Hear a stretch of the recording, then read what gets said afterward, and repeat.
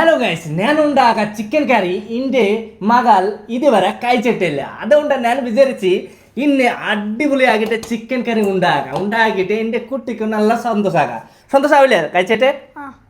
എൻ്റെ ഉപ്പച്ചി ഉണ്ടാക്കുന്ന ചിക്കൻ കറി കഴിച്ചിട്ട് നല്ല സന്തോഷമാവും. ഓക്കെ, ജാസ്തി സന്തോഷമാവാ. ഇപ്പൊ ചിക്കൻ കറി ഉണ്ടാക്കാം. എല്ലാ മസാല കൊടുത്തിട്ട് ഗൈസ് ഇതാണ് മെയിൻ സാധനം, കിച്ചൻ ടെജാർ ചിക്കൻ മസാല.